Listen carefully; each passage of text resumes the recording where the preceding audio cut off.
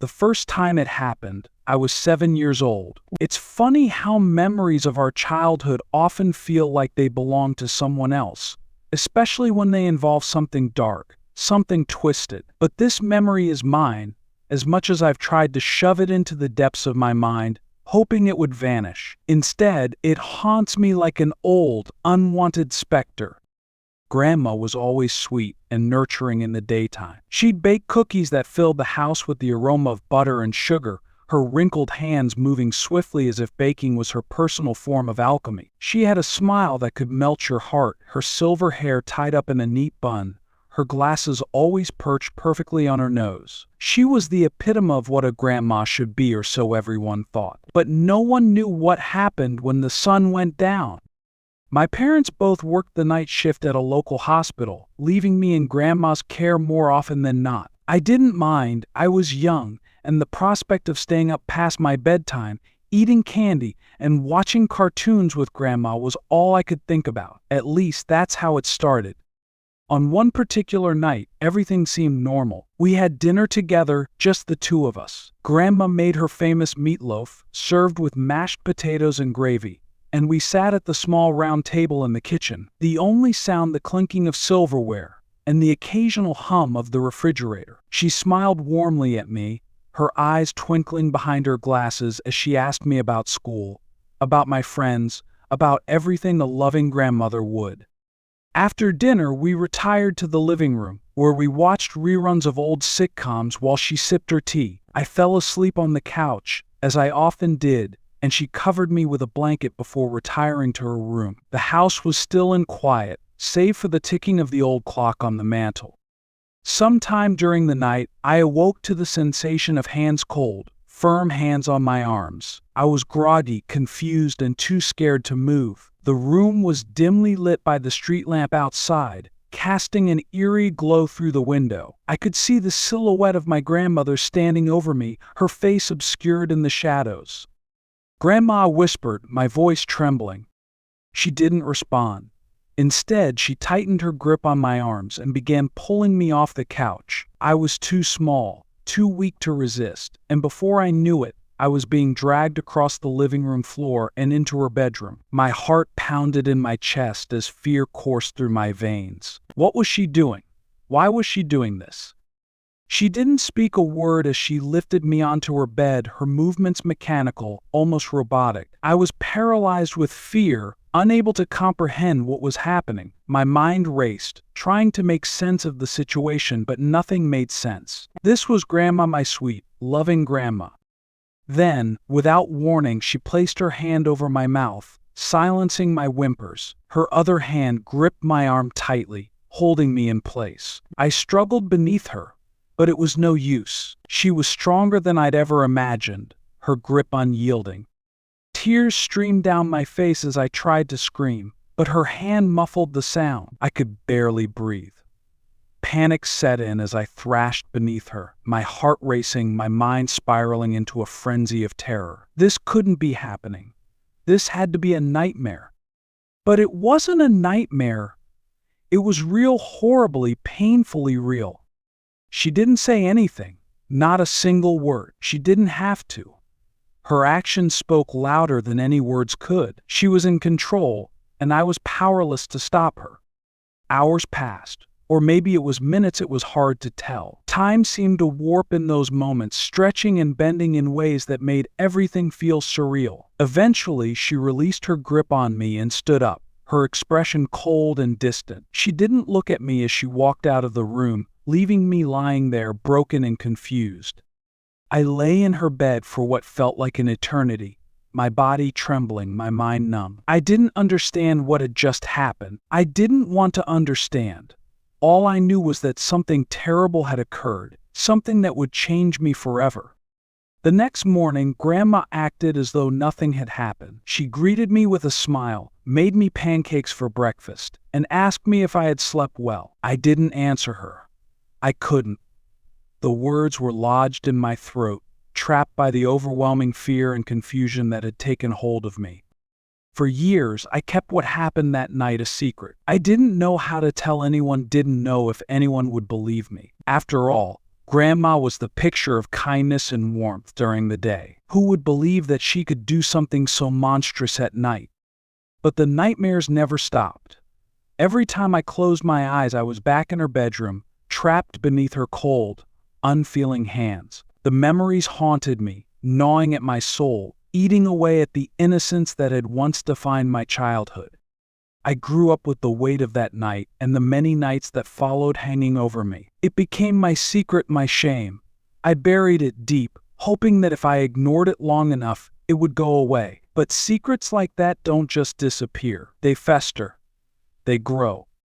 As I got older, I began to piece things together, though it took me years to fully understand what had happened. Grandma had betrayed me in the most horrifying way imaginable. She had used her position of trust and love to violate me, to control me, and I had been powerless to stop her.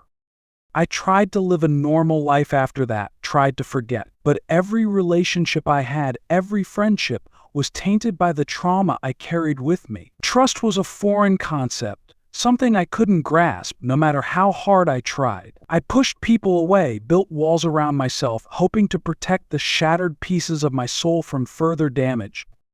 But no wall was strong enough to keep the memories out.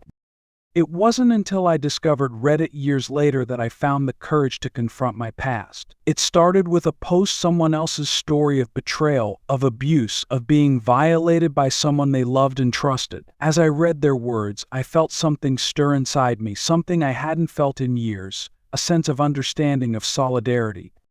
I wasn't alone. For the first time in my life, I realized that there were others like me, others who had been betrayed by the people who were supposed to protect them, others who had been forced to carry the weight of their trauma in silence, just like I had. So I started writing. At first, it was just a few sentences, small fragments of my story that I shared anonymously in the dark corners of Reddit. But as the words flowed from me, so did the pain. I poured everything into those posts, every dark, twisted memory, every moment of fear and confusion. It was terrifying, but also liberating. People responded with empathy, with understanding. They didn't judge me, didn't dismiss my pain. They listened, they offered support, and most importantly, they believed me. For the first time in my life, I felt like I wasn't carrying the burden of my trauma alone. But with that newfound sense of relief came anger. Anger at Grandma for what she had done to me. Anger at myself for not speaking out sooner, for not protecting the child I once was, and anger at the world for allowing monsters like her to hide in plain sight, to pretend to be loving and kind while committing unspeakable acts in the shadows.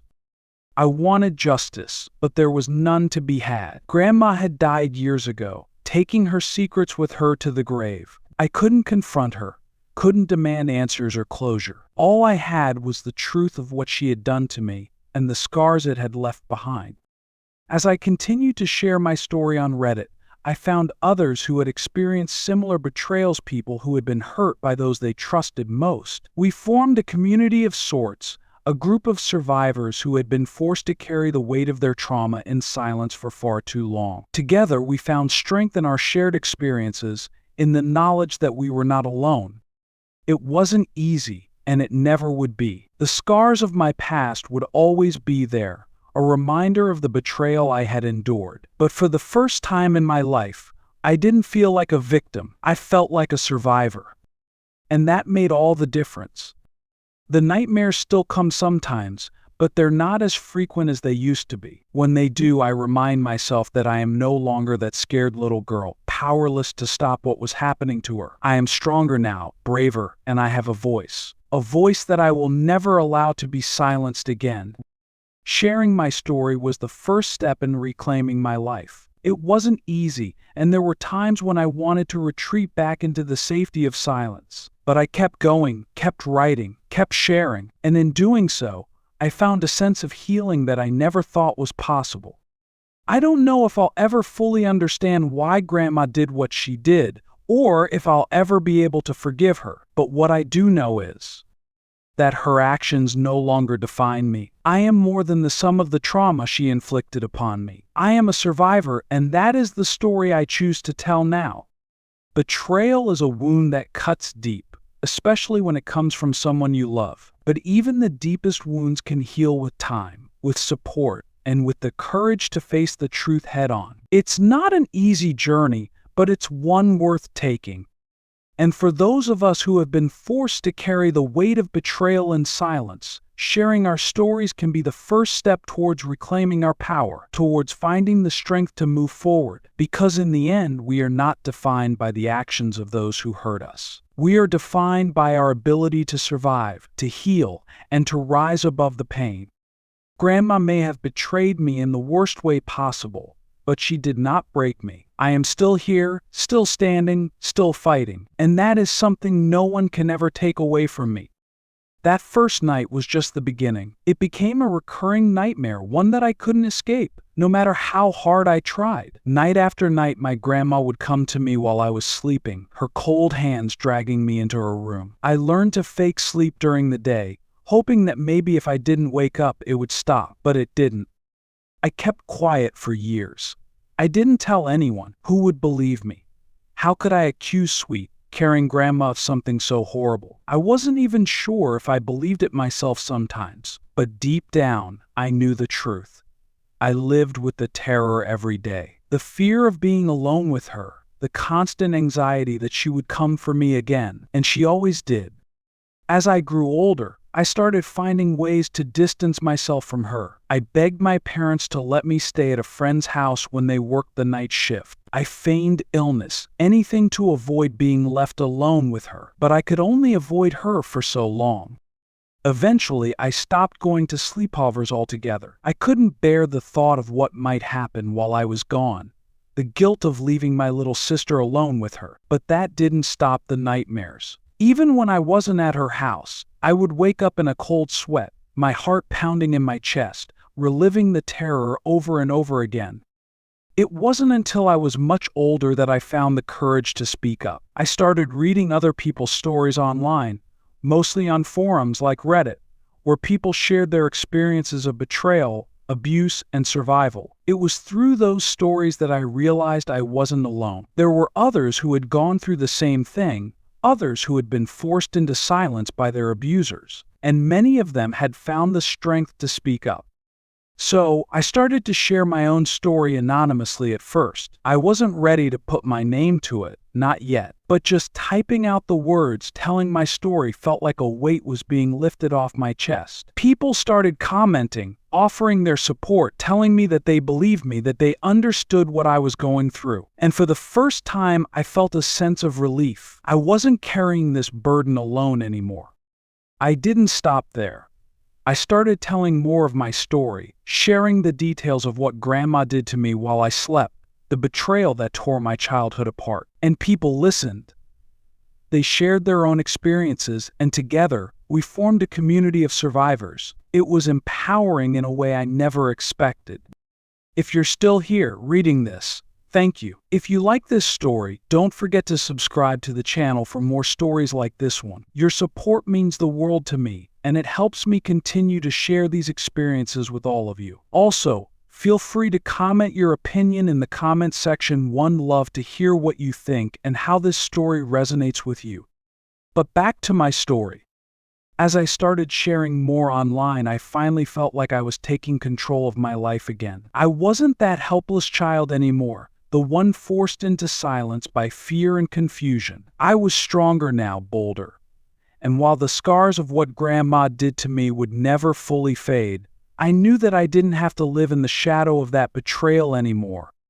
I started talking to a therapist, someone who could help me process the trauma I had carried with me for so long. It wasn't easy at first. Talking about what happened made everything feel raw again, like I was tearing open old wounds that had never fully healed. But it was necessary. If I was ever going to move forward, I had to confront the past head-on.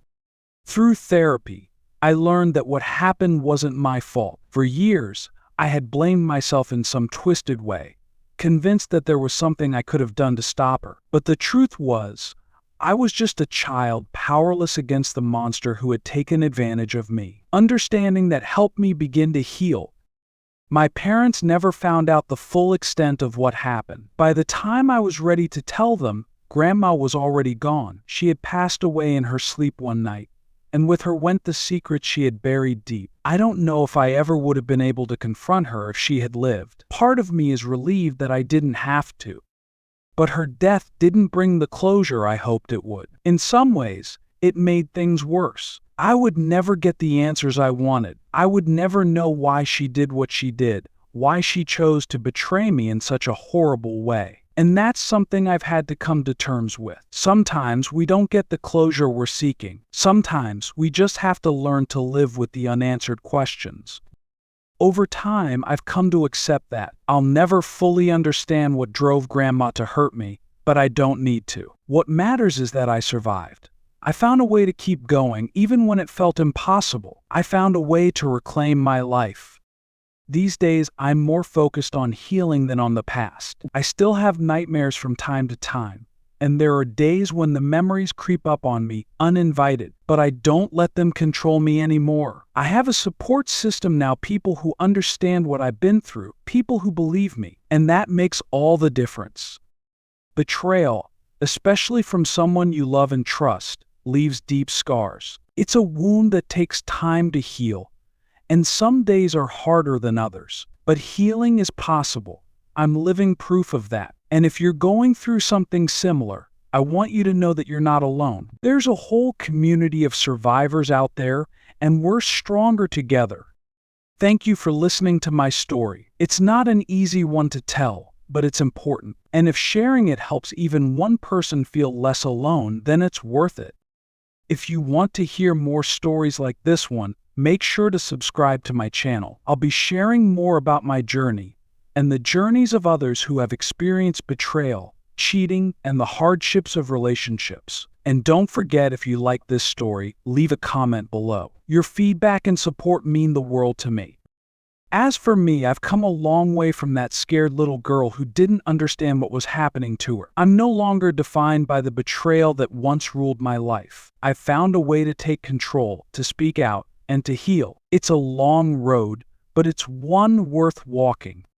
And for anyone out there who's been hurt by someone they trusted, whether it was a family member, a friend, or a partner, know this: you deserve to be heard. You deserve to heal. And most importantly, you deserve to be free from the weight of someone else's betrayal. You are stronger than you know, and you are not alone.